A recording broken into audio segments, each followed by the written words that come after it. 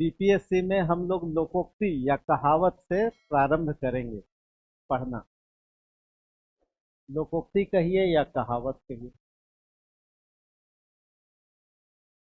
तो सबसे पहले यहीं से शुरू करेंगे, है ना। तो बिहार पीसीएस में 70वीं जो एग्जाम हुआ, जिसका रिजल्ट अभी हम लोग आएगा और आप में से कई लोगों का होगा भी। जो लोकोक्तियां हैं, पहली लोकोक्ति बताइए क्या आया था एग्जाम में, परीक्षा में क्या आया था। अच्छा, भुला गए तो देख के बता। हाँ हाँ हाँ हाँ हाँ, बिल्कुल सही। बनला के साथी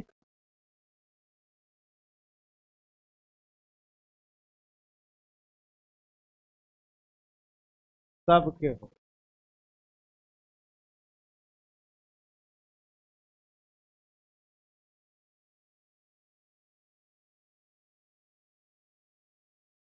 यही था, बहुत आसान भी था। सबको इसका मतलब पता है। नहीं, बनला के साथी सबके हो, तो बिगड़ला के केहू ना। यही है। अब इसको हमको 800 शब्दों में लिखना है।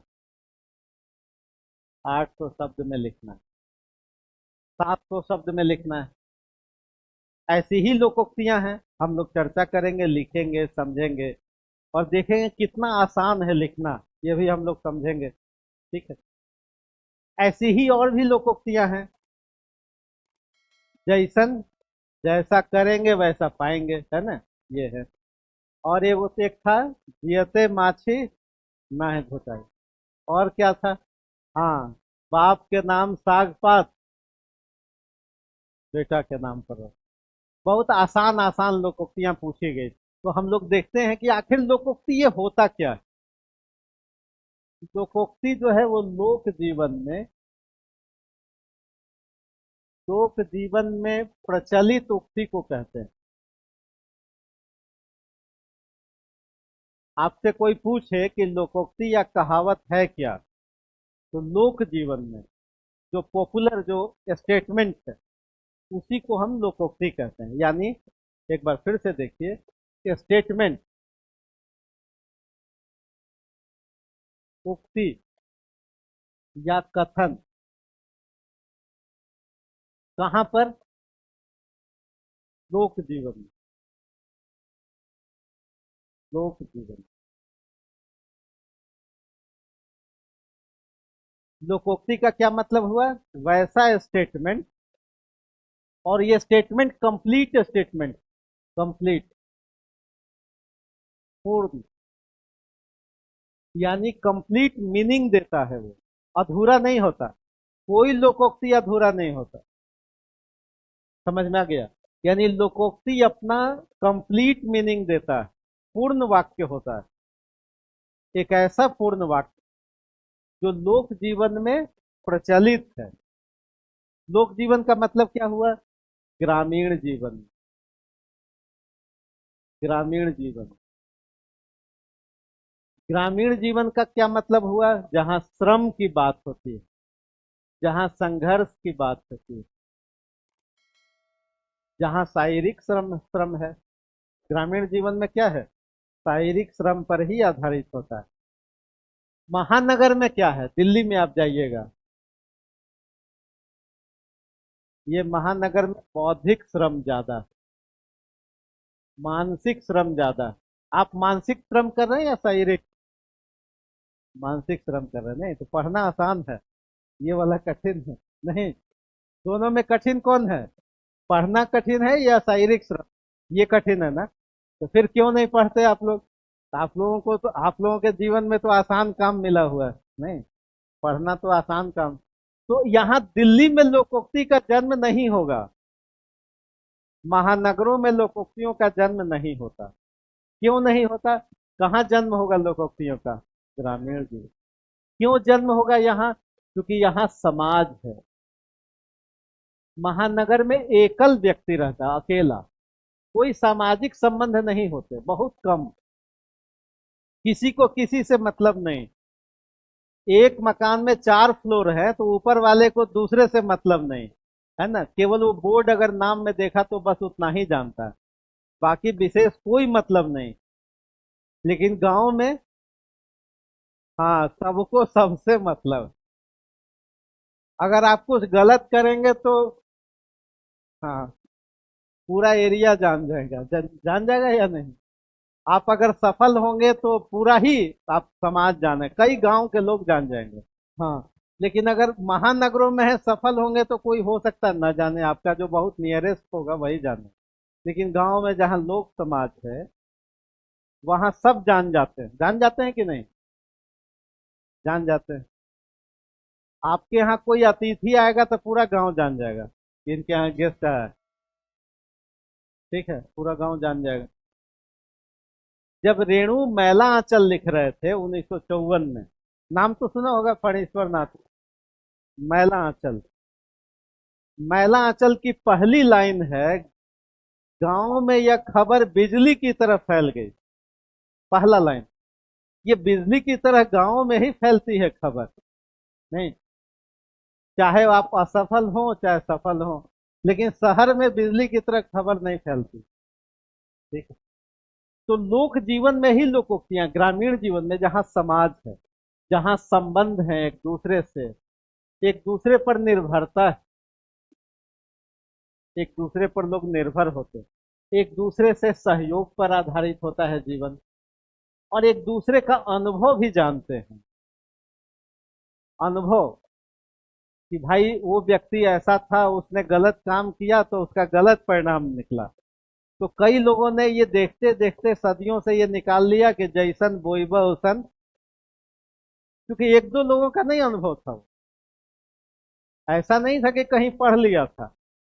ग्रामीण समाज में ये अनुभव सारांश, अनुभव का जो निष्कर्ष है, वो बरसों का है, सदियों का है। तो यानी लोकोक्तियों का जन्म हमारे पुरखों ने किया था, जो ग्रामीण समाज में थे, जो लोक समाज में थे। और उनका अनुभव, अनुभव सत्य के रूप में वो दिखाई देता है। इसलिए जितनी लोकोक्तियां हैं वो लगभग सत्य हैं। पूर्ण सत्य तो नहीं है, क्योंकि अपवाद तो होता ही है, लेकिन ये लगभग सत्य को बताता है। ग्रामीण जीवन में, लोक जीवन में जहाँ संबंध है और एक दूसरे से बातचीत है, एक दूसरे के अनुभव हम साझा करते हैं, यहाँ साझा नहीं करते। अब चूंकि समाज शहरीकरण की तरफ बढ़ रहा है, बढ़ रहा है समाज, गांव में भी शहर की सारी सुविधाएं अब मिल रही हैं, और गांव में भी ये चीजें अब कम होती जा रही हैं। एक दूसरे से बातचीत, एक दूसरे से निर्भरता कम होती जा रही है, होती जा रही है कम। यानी आप कह सकते हैं कि शहर की नशीली हवाएं गांव को भी भरमा रही नहीं, शहर की हवा गांव में भी अब जा रही। इसका मतलब ये है कि आपको खुश नसीब होना चाहिए कि अब कोई नया लोकोक्ति नहीं बनेगा, इसलिए नया क्वेश्चन आना ही नहीं है। 100 150 लोकोक्तियों को अगर आप समझ लेते हैं, उसी में से क्वेश्चन आएगा। नया क्वेश्चन बन ही नहीं सकता, क्योंकि अब समाज तो शहरीकरण की तरफ बढ़ रहा है, और गांव में भी संबंध और संवाद कम होते जा रहे हैं। इसलिए जो ऑलरेडी उपलब्ध है, ऑलरेडी बन चुके हैं, उसी में से सवाल आएंगे। कोई नया सवाल नहीं आ सकता, कोई ना, अब चूंकि लोकोक्ति बन ही नहीं रही है। बना, और ये लोकोक्तियां आपको मिलेंगी कहाँ? ये मिलेंगी 3 बोलियों में, आपसे एग्जाम में आता है, मैथिली में, मगही में और भोजपुरी।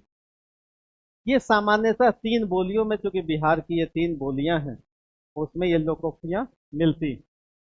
अगर इसको हम देखें तो कहाँ मिलेगा? जैसे मैला आंचल आप पढ़ जाइए एक बार, बहुत सारी लोकोक्तियां मिल जाएंगी। हरी पड़ी, रेणु ग्रामीण कथाकार हैं, आंचलिक कथाकार हैं। गोदान में बहुत सारी लोकोक्तियां मिल जाएंगी। शिवपूजन सहाय के यहाँ बहुत सारी लोकोक्तियां मिल जाएंगी। भिखारी ठाकुर के यहाँ बहुत सारी लोकोक्तियां मिल जाएंगी। रामचरितमानस इतना पॉपुलर है, वहां लोकोक्तियां मिल जाएंगी। यानी कुछ सर्टेन स्रोत हैं जहां से लोकोक्तियों से हम उसमें से देख सकते हैं। तो ऐसे 100 200 300 अगर हम देख जाते हैं, उसी में से आना है एग्जाम में। इसलिए कोई कठिन सा नहीं। तो समझ गए कि अब नई कोई लोकोक्ति का जन्म नहीं होगा। क्यों नहीं होगा? क्योंकि हम आधुनिकीकरण, शहरीकरण की तरफ बढ़ रहे हैं, और आपस में संबंध और संवाद क्या होते जा रहे हैं? कम होते जा रहे हैं। अनुभव कम हो रहा है। अनुभव कहाँ मिलता है? प्रकृति में मिलता है। अब हम लोग प्रकृति से दूर होते जा रहे हैं, होते जा रहे हैं। धीरे धीरे हम श्रम संघर्ष से दूर है। किसान भी खेती छोड़ रहा है।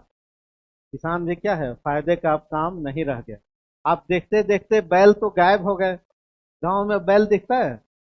नहीं नहीं, सब गायब हो गए ना, समाप्त।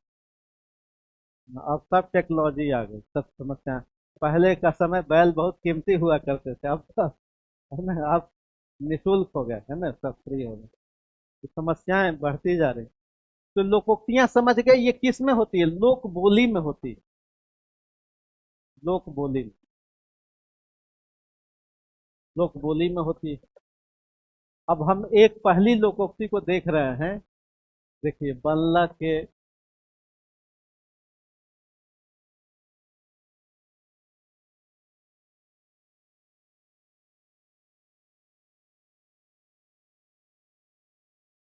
यही है। बल्ला के सभी यार, सबको मीनिंग पता है क्या मतलब है। क्या मतलब है? बल्ला मतलब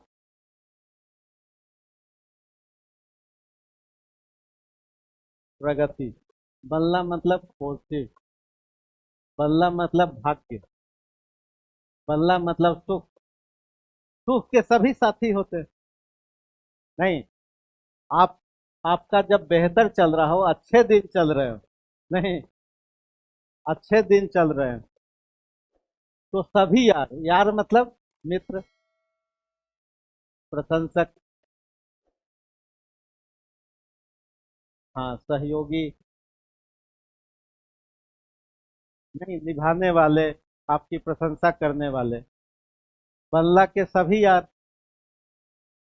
यानी जब आपका अच्छा चल रहा हो, आप स्वस्थ हो, आप सुखी हो, और जैसे ही आप बीमार पड़ जाएं, नहीं, बुजुर्ग हो जाए, उम्र ज्यादा हो जाए, मान लिया आप बूढ़े हो गए, उम्र हो गए, आप हो सकता है कि आर्थिक संकट में आ गए।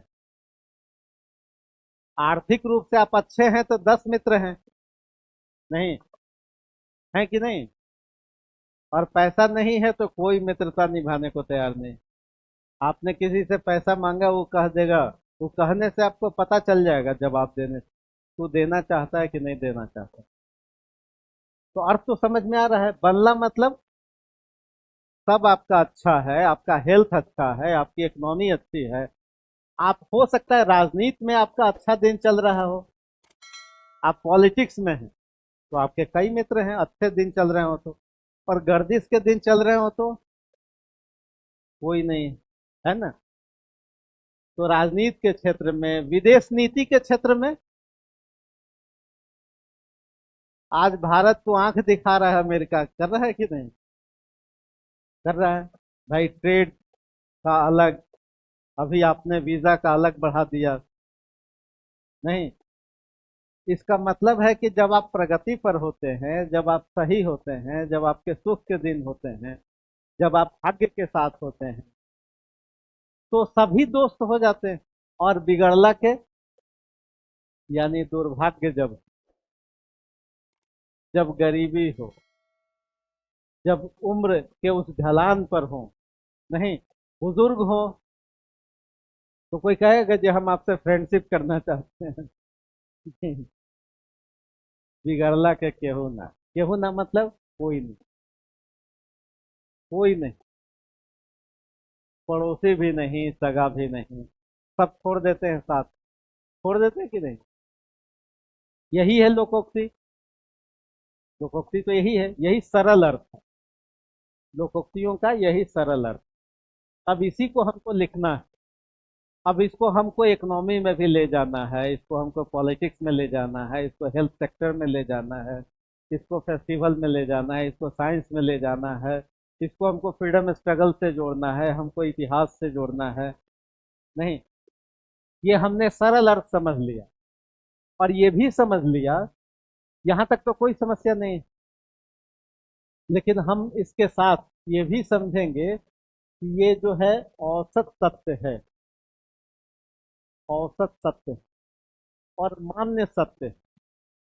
सब कोई इस बात को मानता है, एक्सेप्टेड है, कि भाई बल्ला के सभी यार, एक्सेप्टेड है कि नहीं? सब मानेंगे कि नहीं? सब मानेंगे कि जब अच्छे दिन चल रहे हो तो क्या है, हर कोई साथ है, और जब ब्रेकअप हो गया तो कोई साथ नहीं है, नहीं, बिगड़ला के केहू ना। यानी जब, लेकिन ये तो औसत सत्य है। इसका मतलब ये है कि शुक्ल पक्ष में सब साथ देते हैं और कृष्ण पक्ष में कोई साथ नहीं दे रहा। कृष्ण पक्ष मतलब काला दिन, काली रात, काली रात।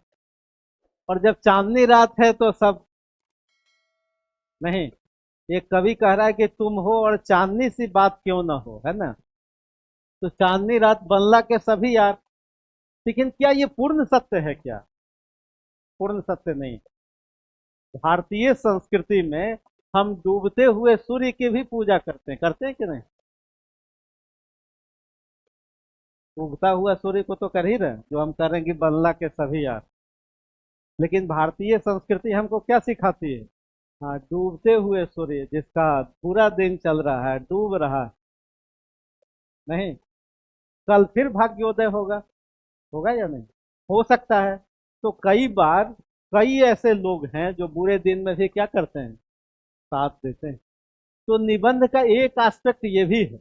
इसका मतलब है कि ये औसत सत्य है। इस सत्य के कई और एस्पेक्ट भी हैं, सत्य के कई संदर्भ भी, सत्य के कई संदर्भ भी हैं। हाँ बिल्कुल सही है, क्योंकि कोई लोकोक्ति ऐसी नहीं बनी है, ये तो अनुभव सत्य है। अनुभव सत्य कुछ लोगों का, समाज का। लेकिन महावीर का एक दर्शन है अनेकांतवाद, सुना होगा। सत्य के दूसरे एस्पेक्ट भी होते हैं। यानी कई बार ऐसे लोग होते हैं समाज में, कई बार ऐसे संबंध होते हैं समाज में। हमारे यहाँ तो पति पत्नी का सावित्री सत्यवान की कथा देख ही रहे हैं।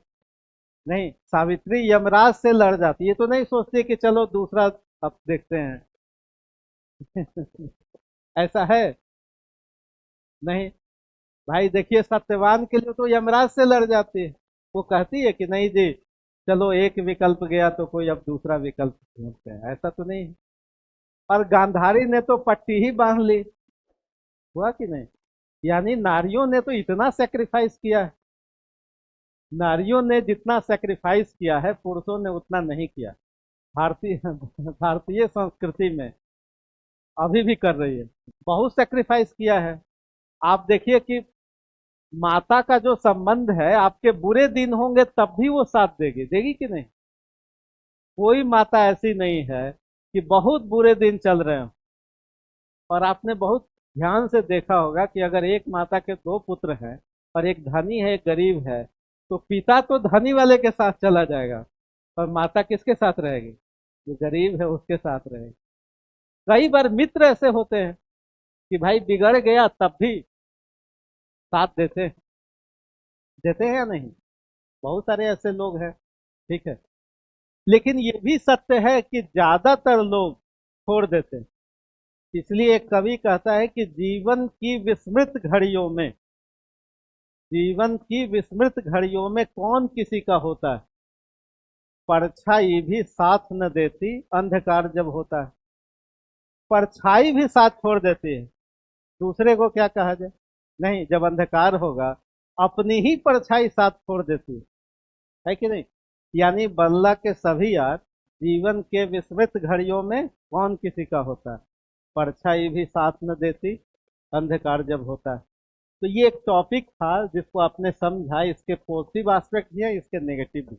ये विदेश नीति के भी संदर्भ में है, अर्थव्यवस्था के संदर्भ में है, स्वास्थ्य के संदर्भ में है। कई ऐसे राजा हुए जो एकदम पीछे चले गए, फिर आ गए लौट के। इसलिए कहा जाता है कि राजनीति में कभी पूर्ण विराम नहीं होता। कॉमा होता है, सेमी कॉलम होता है, हाइफन होता है, विस्मयादि बोधक चिन्ह होता है। फिर आप पॉलिटिक्स में कभी पूर्ण फुल स्टॉप होता ही नहीं। आप देखेंगे कि कोई अभी सिरमौर है, कल फिर कहाँ चला जाएगा, नीचे चला जाएगा, नीचे वाला फिर ऊपर आ जाएगा, कोई सत्ता में आ जाएगा, कोई चला जाएगा। इसलिए अवसरों की जो तलाश है, कई बार गर्दिश में व्यक्ति होता है, रिजल्ट हो गया तो फिर उसका क्या हो गया, सितारे बुलंदी पर होते हैं। तो ये अप्स एंड डाउन चलता रहता। जीवन के चौराहे पर हमेशा बत्तियां हरी नहीं मिलती, मिलती हैं, कभी रेड लाइट मिल जाएगा, वेट करना पड़ेगा। तो जीवन का जो रेड लाइट है वो बिगड़ला है। नहीं, तो रेड लाइट पर आपको रुकना पड़ेगा। कभी भी मनचाहे अंक नहीं मिलते। कई बार अपने जीवन को, अपने समय को प्रबंधित करना पड़ता है, अर्थ का प्रबंधन करना पड़ता है, और फिर वो दिन क्या हो जाते हैं, दिन बेहतर हो सकते हैं। इसलिए कहा गया कि भाई, रहीम कवि थे, उन्होंने कहा कि भाई, अच्छा है कि बुरे दिन आ जाए, कम से कम ये तो पता चल जाए कि कौन अपना है कौन पराया है। नहीं, कौन अपना है कौन पराया है, ये कब पता चलता है? दुख के दिनों में ही पता चलता है। वास्तविक संबंध कैसे, और संबंधों की विश्वसनीयता कैसी, ठीक है। इसलिए तुलसीदास लिख रहे थे रामचरितमानस में कि धीरज धर्म मित्र अरु नारी, आपत काल परखिए चारी। खैर आप में कितना है, आपकी मित्रता कैसी है, आपकी पत्नी कैसी है, ये सब कब पता चलेगा? हाँ, जब बुरा वक्त आए। और बुरा वक्त आए और पत्नी ताना मारने लगे, छोड़ के चली जाए, हाँ छोड़ के चली जाए। तो तुलसीदास लिख रहे थे कि धीरज धर्म, धर्म की भी परीक्षा कब होगी? आपतकाल। आपतकाल परखिए चारी, आपत्ति में, विपत्ति में, है ना। तो इसको हमको लिखना है, बहुत सारे उदाहरण हैं, बहुत सारी बातें हैं, ठीक है। तो हम लोग लिखेंगे, है ना। अभी थोड़ा सा लिखिए, फिर हम भी लिखवाएंगे।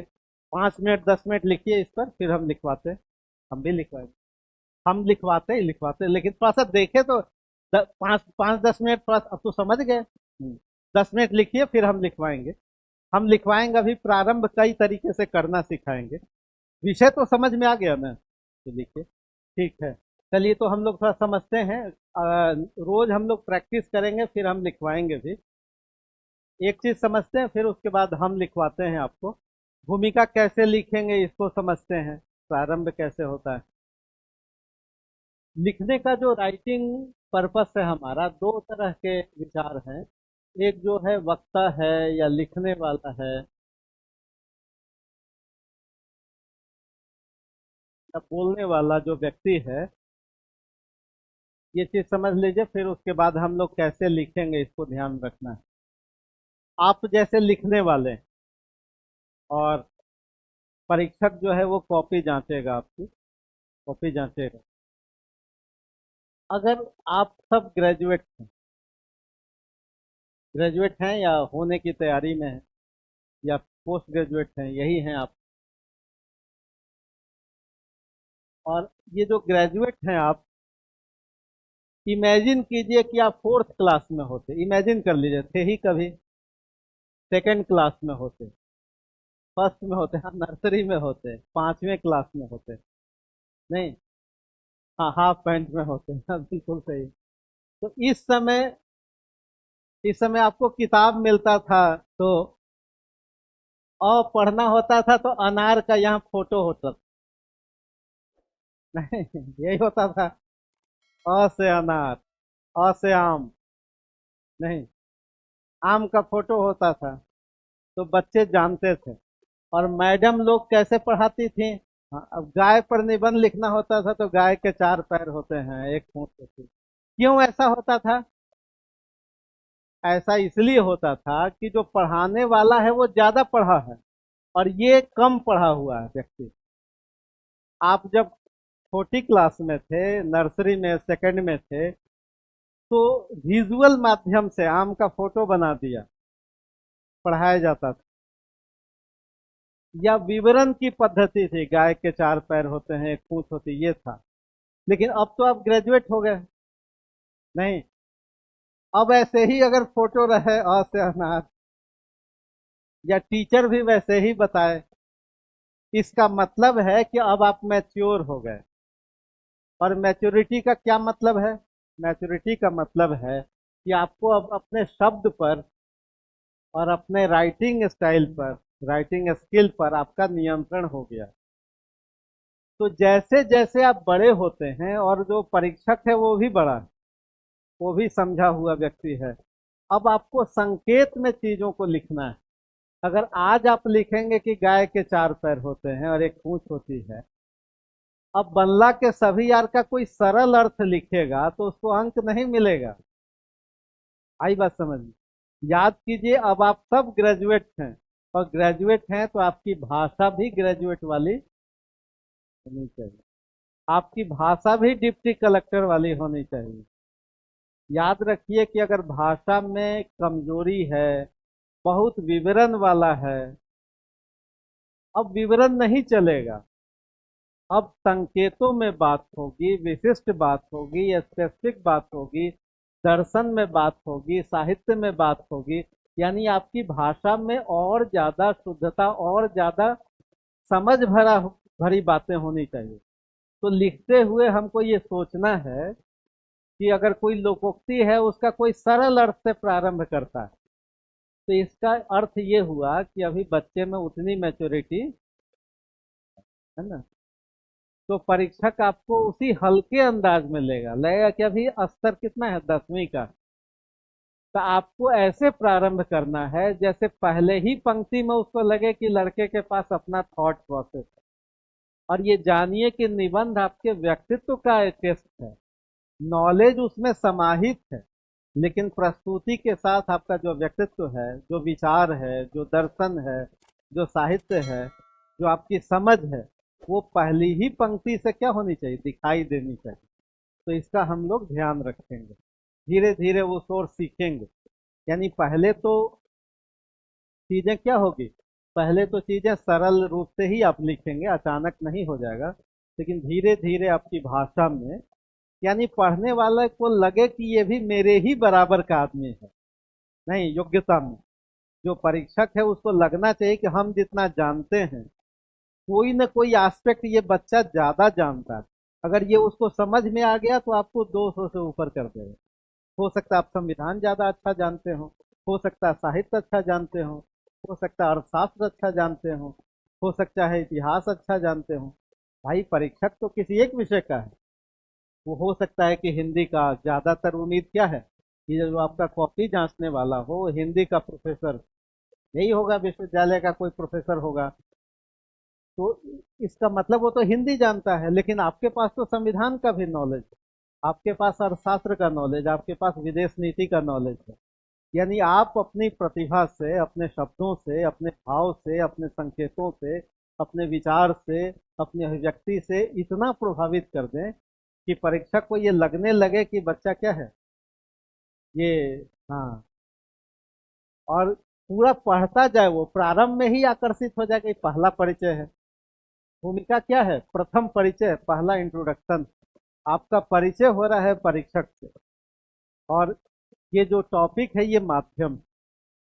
तो जैसे ही आप कुछ लिखते हैं वो रुक जाता है, वो सोचता है कि अरे इसमें तो कुछ खास है, और फिर वो पढ़ता है। और पैराग्राफ छोटे छोटे होने चाहिए, बहुत लंबा पैराग्राफ नहीं होना चाहिए।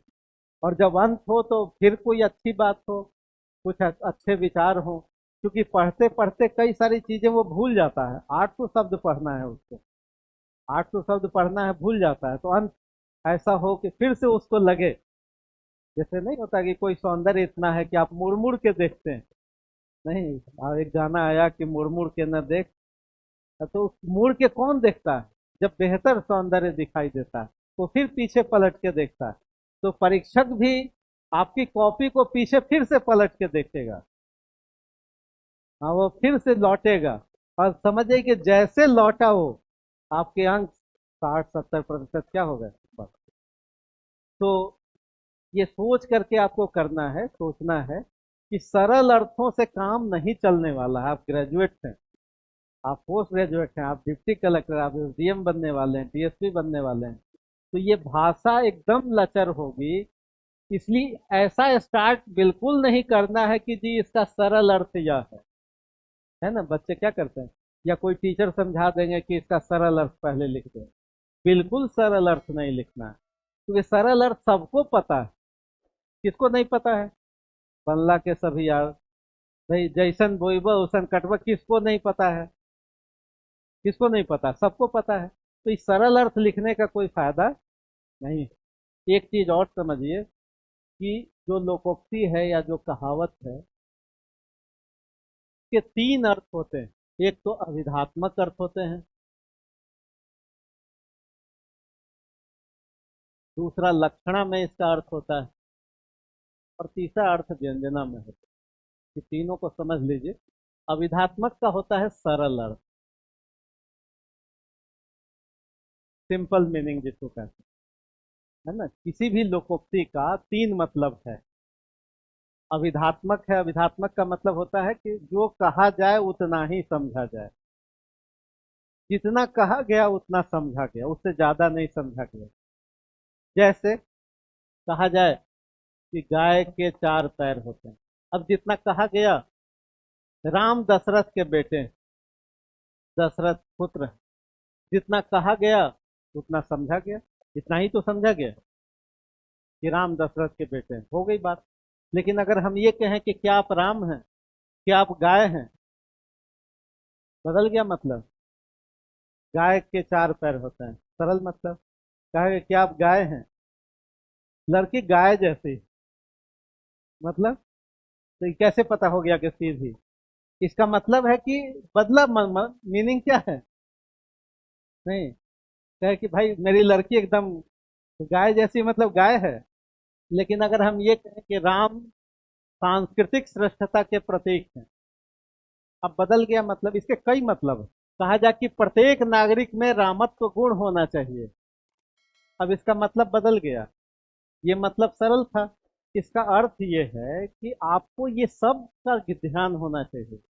जब कोई लोकोक्ति आए तो केवल इस पर रहेंगे तो आपको अंक नहीं मिलेगा। केवल सरल अर्थ लिख देने से कोई फायदा नहीं। केवल आप हूबहू उसका मीनिंग लिख दिए तो ये तो कोई भी लिख देगा, ये तो 10वीं का भी विद्यार्थी लिख देगा। तो फिर ग्रेजुएशन का, पोस्ट ग्रेजुएशन होने का, और ग्रेजुएशन के बाद भी प्रतिस्पर्धा में आने का नहीं। स्पर्धा में जो उत्तम होगा वही तो रुकेगा, जो आप बेस्ट होगा वो आदमी रुकेगा। तो इसका मतलब है कि ये तीनों भाव पर आपको ध्यान होना चाहिए। और दूसरी बात की, बहुत सारी लोकोक्तियां संदेश में होती हैं, मैसेज देती हैं, एक लेसन देती हैं, जीवन संदेश देती हैं, समाज का एक संदेश। कई बार लोकोक्तियां व्यंग में भी होती हैं, व्यंग में कही जाती हैं। कई बार लोकोक्तियां वक्र वचन में कही जाती, टेढ़े तरीके से कही जाएंगी, वचन वक्रता जिसको कहते हैं। कई बार लोकोक्ति शिकायती लहजे में होती है, उपालंभ में होती है, शिकायत वाले लहजे में भी आपको मिलेगी। लोकोक्तियों के कई सारे अर्थ हैं। कई बार बुजुर्ग व्यक्ति जो है व्यंग में कोई बात कहेगा, तो व्यंग में भी लोकोक्तियां होती है ना। कई बार आदमी दुख और वेदना को संप्रेषित करने के लिए होता है। तो बहुत सारे भाव होते हैं, तो आपको इन भावों को क्रमशः हम लोग लोकोक्तियों में जानेंगे, समझेंगे। अब रह गया कि प्रारंभ हमको करना है, और हमारे पास निबंध है कि बंगला के सभी यार, यही है, बिगड़ला के क्यों। तो हमको प्रारंभ में क्या देखना है, हमारा ध्यान सीधे परीक्षक पर, और परीक्षक के सहारे हमारा ध्यान मार्क्स पर। क्योंकि मेरा एक ही उद्देश्य है कि 70% कैसे आए, और कोई उद्देश्य नहीं, और कोई है एम, यही एकमात्र एम। और जब एकमात्र एम है तो हमको ये कैसे प्रभावित होगा व्यक्ति, इसको हमको प्रभावित करना। तो प्रभावित करना है तो अगर इसका हम सरल अर्थ लिखेंगे तो कोई प्रभाव नहीं होगा, ठीक है। तो ये है कि तो फिर हमको क्या करना है, फिर हमको कोई कविता पर ध्यान देना है, हमको कोई दर्शन पर ध्यान देना है, हमको कोई करंट कोई इशूज ऐसा है जिस पर ध्यान देना है, हमको संविधान पर ध्यान देना है। याद कीजिए कि अब इससे हमको जोड़ना है, यानी पहली नजर में ही परीक्षक को बता देना है कि ये तो सरल अर्थ हमको आता ही है, और परीक्षक को लगे कि नहीं टॉपिक से मिलता जुलता कोई भाव, किसी की फिलॉसफी है, किसी की कविता है, कोई छोटी सी कहानी है, कोई करंट का इशू है, कोई विदेश नीति का इशू है, कोई फ्रीडम स्ट्रगल का है, कोई गांधी का स्टेटमेंट है, सोचिए उस पर। क्योंकि 1 घंटा मिला है आपको, 1 घंटा में 10 मिनट तो आप सोच ही सकते हैं। 10 मिनट आप जिसको कहते हैं ब्रेन स्टॉर्मिंग कीजिए, सोचिए उस पर। उस पर कोई मंथन कीजिए कि भाई हम कैसे लिखेंगे इसको, कुछ फॉर्मेट कीजिए, और तब फिर लिखने की 50 मिनट काफी है। 10 मिनट खूब सोचिए, और ये घर में भी सोचिए कि भाई इसको हमको लिखना है। और सरल अर्थ से नहीं प्रारंभ करना, क्योंकि सरल अर्थ से करेंगे तो उसका कोई मीनिंग, कोई उसका, भाई अगर आपको 40% अंक मिल ही जाता है तो क्या फायदा उससे, कोई फायदा नहीं। मान लिया आपको 120, 130, 140 अंक मिल गया तो उसका क्या फायदा, मुख्य परीक्षा में कोई फायदा नहीं।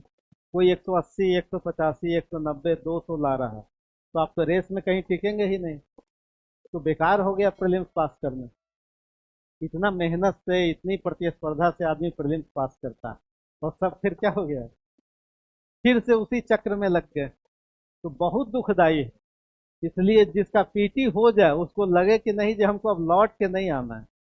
लौट के आना क्या है, सेल्फ सुसाइडल है कि नहीं भाई, हम वहां तक पहुंचे और फिर लौट के आ गए, और फिर से पीटी दे रहे हैं। और ये कोई उपलब्धि नहीं कि हमने 5 पीटी दिया या 6 पीटी दिया।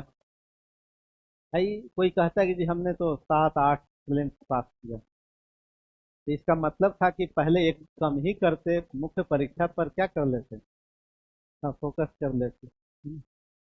तो तो चलिए लिखा जाए, स्टार्ट किया जाए, है ना। चलिए अभी हमने एक कविता बोली, वहां से स्टार्ट करते हैं। जीवन की विस्मृत घड़ियों में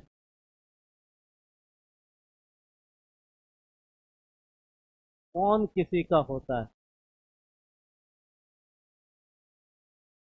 हमने कविता से प्रारंभ किया, परछाई भी साथ न देती।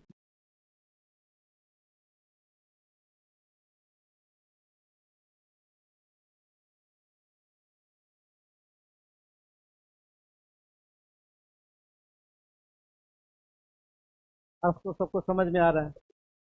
हमने यहाँ से स्टार्ट किया, जीवन की विस्मृत घड़ियों में, यानी जीवन के विपरीत क्षणों में। विस्मृत घड़ी मतलब समय। जीवन में जब विपरीत स्थिति हो, कौन किसी का होता है, कोई किसी का साथ नहीं देता। परछाई भी साथ न देती, अपनी परछाई भी साथ छोड़ देती। कब, अंधकार जब होता है। जब अंधकार होता है, जब विपरीत दिन होता है, तो सभी साथ छोड़ देते हैं। यही कह रहा है ये पंक्तियां। जीवन की विस्मृत घड़ियों में कौन किसी का होता है, परछाई भी साथ न देती, अंधकार जब होता है। जीवन की अर्थ सबको पता हो रहा है, अर्थ सबको अर्थ। विस्मृत मतलब विपरीत, घड़ी मतलब समय। कौन किसी का होता है, किसी का कोई साथ नहीं देता। जब बुरे दिन चल रहे हो तो कोई साथ नहीं देता। बनला के सभी यार, नहीं, बिगड़ला के परछाई भी साथ नहीं देते, अपनी परछाई, और वो भी अंधकार में छोड़ देती है साथ। जब प्रकाश है तो साथ में है, अंधकार है जो साथ में नहीं, अपनी परछाई भी साथ छोड़ देती। आगे लिखिए, जीवन के, इसी में आगे पैरा चेंज करके, पैराग्राफ चेंज करके, और जब पैरा चेंज करते हैं तो 20 से करते हैं। जैसे मान लीजिए ये पूरा पेज है तो आप 20 से करें, है ना। लिखिए, जीवन के कृष्ण पक्ष में, जीवन के कृष्ण पक्ष में साथ देने वाले बहुत कम ही होते हैं। साथ देने वाले या साथ निभाने वाले बहुत कम ही होते हैं। साथ निभाने वाले बहुत कम ही होते हैं। पूर्ण विराम। लोकोक्ति, लोकोक्तियां, हाँ इसी में लिखिए, लोकोक्तियां, लोकोक्तियां, इसी में आगे लिखिए, लोकोक्तियां समाज के, लोकोक्तियां समाज के, अच्छा लोकोक्ति लिख दें, कहावतें लिख लीजिए। लोकोक्तियां समाज के उस अनुभव सत्य को व्यक्त करती हैं। लोकोक्तियां समाज के उस अनुभव सत्य को व्यक्त करती हैं। लोकोक्तियां समाज के उस अनुभव सत्य को व्यक्त करती हैं, जो अनुभव सत्य को व्यक्त करती हैं, जो सदियों के संचित, सदियों के संचित, सदियों के संचित विचार को, विचार को कम शब्दों में अभिव्यक्त करते हुए, कम शब्दों में अभिव्यक्त करते हुए, कम शब्दों में अभिव्यक्त करते हुए विचार को कम शब्दों में अभिव्यक्त करते हुए जीवन का सूत्र देती, जीवन का सूत्र देती, जीवन का सूत्र देती, जीवन का फॉर्मूला देती है। सूत्र मतलब फॉर्मूला। जीवन का सूत्र देती, पैराग्राफ चेंज करके लिखते। बल्ला के सभी यार, बल्ला के सभी यार, बल्ला के सभी यार का अर्थ है, बल्ला के सभी यार अंडर कोट का अर्थ है, बल्ला के सभी यार अंडर कोट करके लिखे का अर्थ है, जब जीवन में शुक्ल पक्ष हो, जब जीवन में शुक्ल पक्ष हो, शुक्ल पक्ष मतलब अच्छे दिन, बल्ला के सभी यार का अर्थ है जब जीवन में शुक्ल पक्ष हो, सकारात्मक, सकारात्मक प्रगति हो, पॉजिटिव प्रोग्रेस हो, सकारात्मक प्रगति हो, सकारात्मक पॉजिटिव प्रोग्रेस हो, प्रगति हो, स्वास्थ्य अनुकूल हो, स्वास्थ्य अनुकूल हो, स्वास्थ्य मतलब हेल्थ अनुकूल हो, आर्थिक स्थिति बेहतर हो, आर्थिक स्थिति बेहतर हो, राजनीतिक प्रगति, राजनीतिक और सामाजिक प्रगति, राजनीतिक और सामाजिक प्रगति आकर्षक हो, राजनीतिक और सामाजिक प्रगति आकर्षक हो। तब ऐसी स्थिति में, तब ऐसी स्थिति में आकर्षक हो या प्रभावी हो, तब ऐसी स्थिति में सभी सहयोगी रहते हैं, ऐसी स्थिति में सभी सहयोगी रहते हैं, सभी सहयोगी रहते हैं।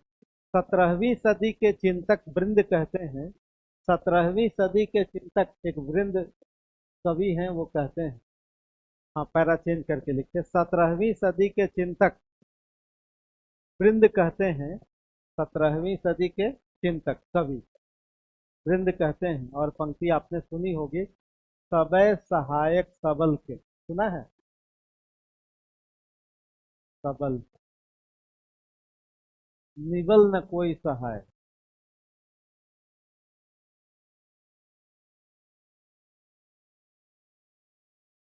सब लोग मजबूत की ही मदद करते हैं, सबय सहायक सबल के, सब लोग जो सबल हैं उन्हीं की सहायता करते हैं, और निर्बल की कोई सहायता नहीं करता। जब बुरे दिन होते हैं तो कोई सहायता नहीं करता, निबल न कोई सहाय। पवन जगावत आग,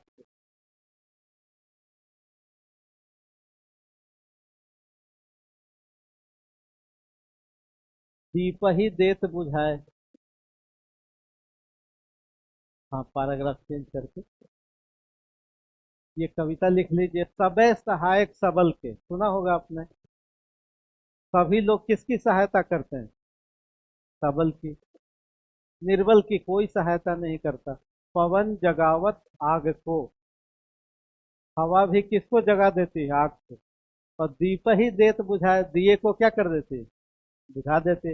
यानी जो कमजोर होता है उसको कोई साथ नहीं देता, साथ लोग किसका देते हैं? आपने सुना होगा कि भाई जो आगे है उसी को सब लोग नमस्कार करते हैं, पीछे को कोई नहीं। अब कोई विद्यार्थी ऐसे प्रारंभ किया तो परीक्षक को क्या लगेगा? लगेगा कि नहीं कुछ बच्चा क्या है, जानता। हम तो उसी टॉपिक पर बात कर रहे हैं, यानी हमारी चर्चा सेम टॉपिक पर है, लेकिन आपको कहने का लिखने का थोड़ा ढंग क्या होना चाहिए, थोड़ा चेंज होना चाहिए।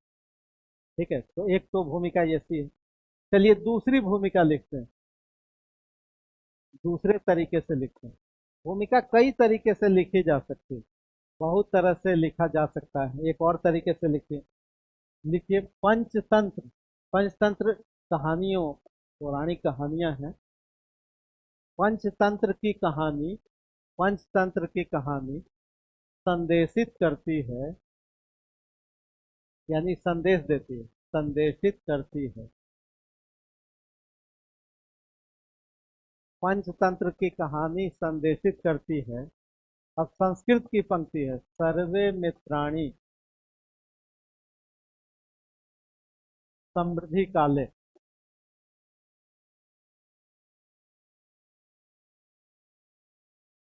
अब हमने किससे प्रारंभ किया? संस्कृत से प्रारंभ किया। पंचतंत्र की कहानी संदेशित करती है कि सभी मित्र होते हैं कब?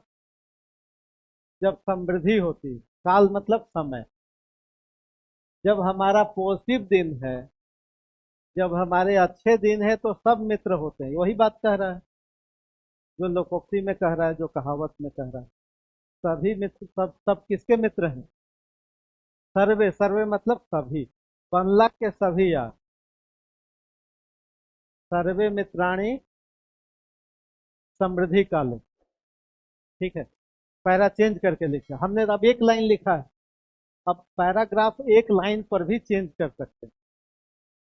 आपने एक भाव दिया, परीक्षक को रोका और कहा कि आपको रुक के पढ़ना पड़ेगा, यही कहा?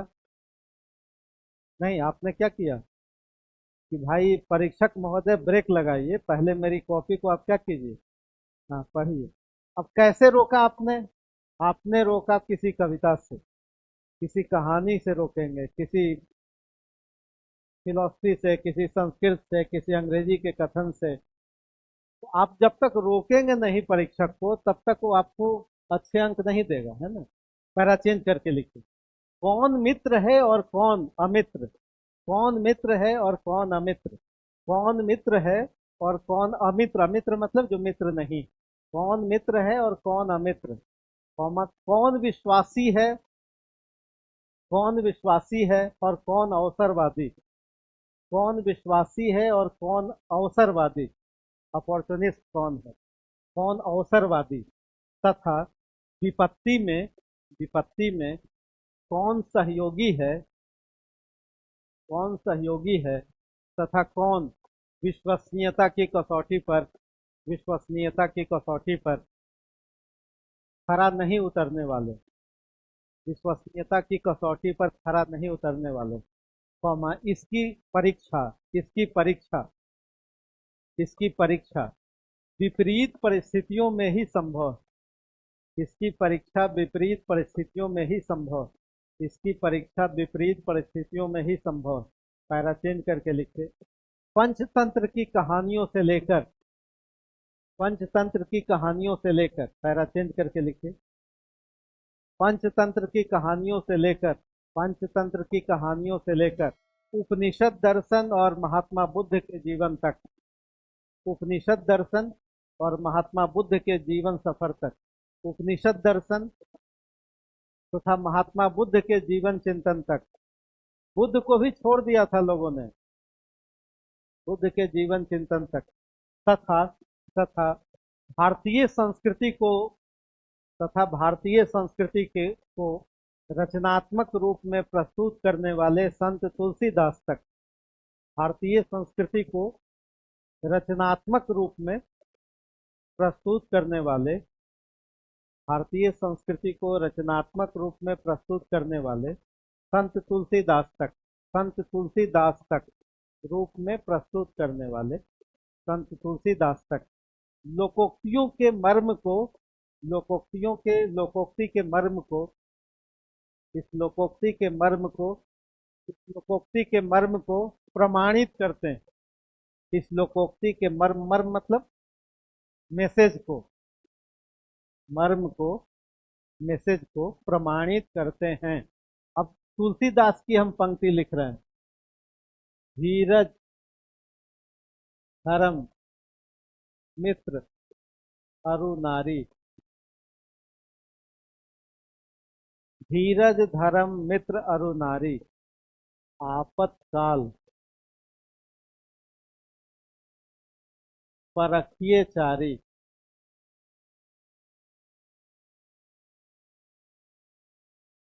धीरज, धीरज मतलब धैर्य। धर्म, मित्र और नारी, ये सब परीक्षा कब होगा? बिगड़ला में नहीं, आपतकाल, आपतकाल मतलब नेगेटिव समय में।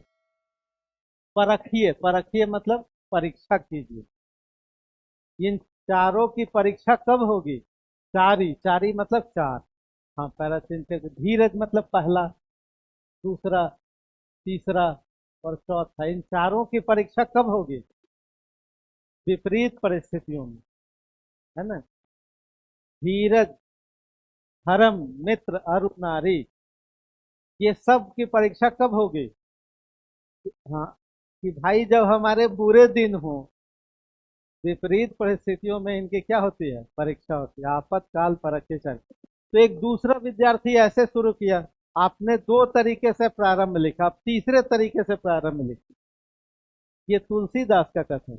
आपातकाल परखिए, परखिए मतलब परीक्षा कीजिए, एग्जामिन कीजिए। चारी, चारी मतलब चारों। क्लियर हुआ? किसकी किसकी परीक्षा? बिगड़ला में ही संभव है, बनला में संभव नहीं है। आपकी नारी, आपकी पत्नी, आपकी जो सहधर्मिणी है, उसकी परीक्षा कब होगी? हाँ, जब पैसा नहीं हो। नहीं, तब परीक्षा होगी। विपरीत परिस्थिति। कई बार आपने देखा है कि भाई पति लाचार हो गया, पहले ठीक था अब नहीं है, तो कई सारे लोग क्या हो जाते हैं? बदल जाते हैं। मित्र भी बदल जाते हैं, क्या नहीं बदलते हैं? पत्नी बदल जाती है, प्रेमिका, प्रेमी, प्रेमी भी बदल जाता है। अच्छा, मित्र नहीं बदलता। तो आपने भूमिका अभी कितने लिखी? एक लिखा, फिर भूमिका दो लिखा, तीसरी भूमिका। देखिए, आपको लिखना पड़ेगा, है ना। केवल कहने से काम नहीं चलेगा कि भूमिका अच्छा लिख दो। शिक्षक लोग क्या करते हैं? वो भूमिका अच्छा लिखो, अरे भाई कैसे अच्छा लिखते हैं? नहीं, आप स्वयं लिखवाइए दो चार, है कि नहीं। हमारा टॉपिक क्या है? कि बनला के सभी यार, बिगड़ला के केहू ना।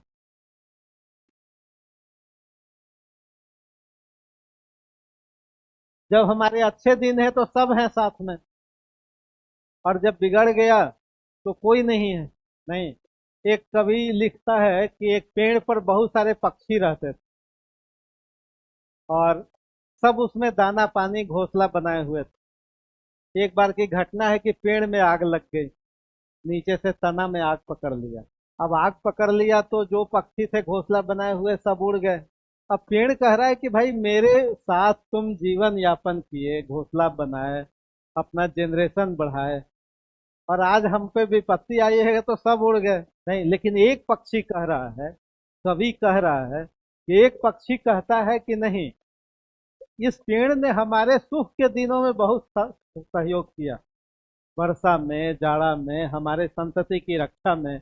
आज ये जलता हुआ है तो हमारा धर्म बनता है कि हम इसका क्या करें? साथ दें। ऐसा समझने वाले बहुत कम। नहीं, कम है या नहीं? तो इसका मतलब ये है कि, तो चलिए एक तीसरे तरीके से प्रारंभ करते हैं। अब तीसरा तरीका हम आपके छठ पर्व से शुरू करते हैं, है ना। हमारा टॉपिक क्या है? कि बनला के सभी यार, बिगड़ला के केहू नहीं। देखिए, भारतीय संस्कृति, हम कोई कविता से नहीं शुरू कर रहे हैं, अब ऐसे ही शुरू कर रहे हैं, है ना। कई तरह से आप भूमिका लिख सकते हैं। लिखिए, भारतीय संस्कृति एक तरफ, भारतीय संस्कृति एक तरफ विरुद्धों के सामंजस्य को, विरुद्धों के सामंजस्य को, विरुद्धों की यानी दो विपरीत स्थितियां, एक तरफ विरुद्धों के सामंजस्य को व्यंजित करती है, विरुद्धों के सामंजस्य को व्यंजित करती है, विरुद्धों के सामंजस्य को व्यंजित करती है, तो दूसरी तरफ, तो दूसरी तरफ व्यंजित करती है, तो दूसरी तरफ सदियों के संचित अनुभव को, सदियों के संचित अनुभव को, सदियों के संचित अनुभव को, सदियों के संचित अनुभव को, सदियों के संचित अनुभव को लोक संदेश के रूप में, लोक संदेश के रूप में व्यक्त करती, लोक संदेश के रूप में व्यक्त करती। ऐसे संदेश, ऐसे संदेश, ऐसे संदेश रीति रिवाज में, रीति रिवाज में, मनीषियों के वचन में, मनीषियों के वचन में, ऐसे संदेश रीति रिवाज में, मनीषी मतलब जो हमारे यहाँ संत रहे हैं उनकी वचन में,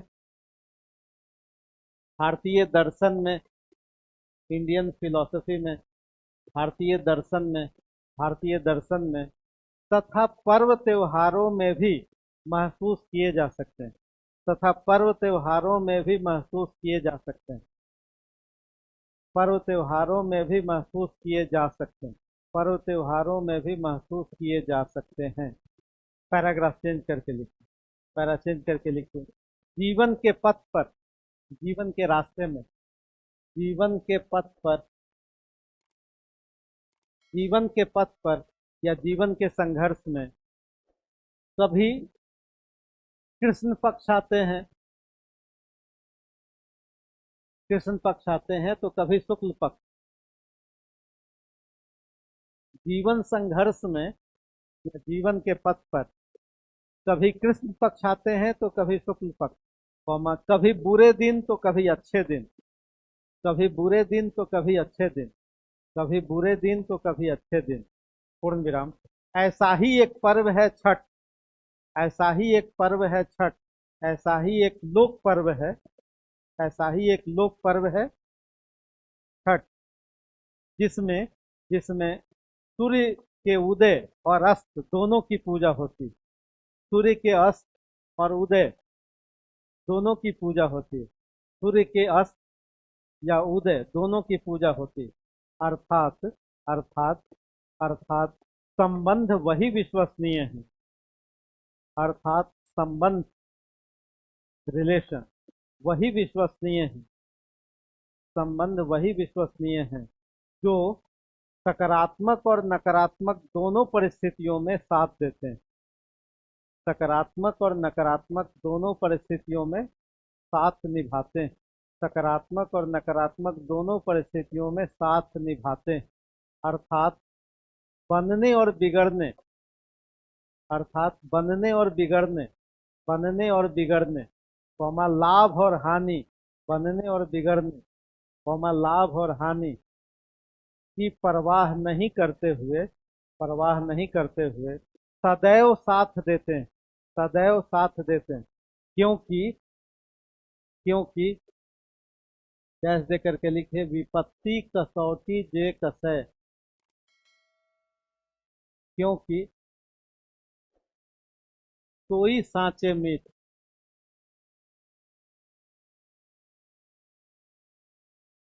विपत्ति कसौटी जे कसै, विपत्ति की कसौटी में जो कसेगा वही विश्वसनीय मित्र होगा। सोई सांचे मीत नहीं, विपत्ति कसौटी जे कसे सोई सांचे मीत।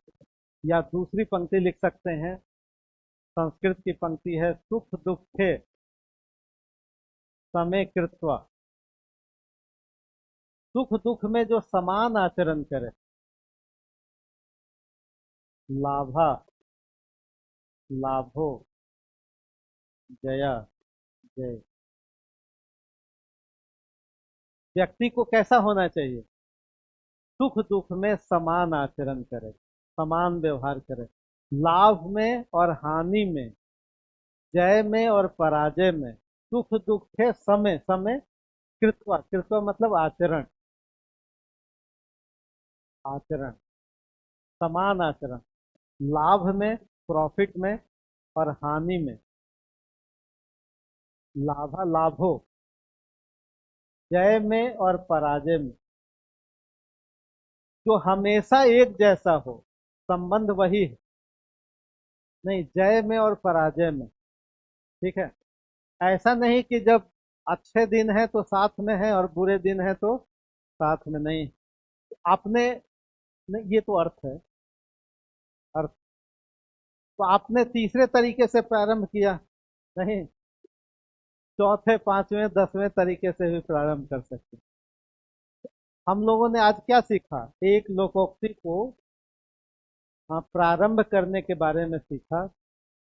ऐसी हम लोग कम से कम 30-40 लोकोक्तियों को समझेंगे और 100-150 लोकोक्तियों का अर्थ जानेंगे, फॉर्मेट करेंगे उसको, है ना, मीनिंग समझते हुए उसकी फॉर्मेटिंग करेंगे। और फिर आपको टेस्ट लिखिएगा, फिर उसके बाद क और ख पढ़ेंगे, है ना। तो इस तरह से निबंध लोकोक्तियों की यात्रा हम लोग करेंगे। तो कुछ समझ में आया क्या? आया? बहुत भारी लगा क्या? भारी नहीं लगा?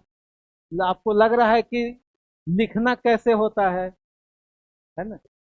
यानी आपको परीक्षक को रोकना है, बताना है कि आप वास्तविक कैंडिडेट हैं डीएसपी और एसडीएम होने के। नहीं। अच्छा, यहाँ से नोट मिल जाएंगे।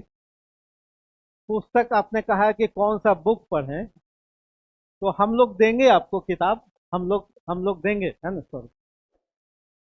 हम लोग कुछ इस तरह से बुकलेट बनाए हुए हैं, तो देंगे आपको।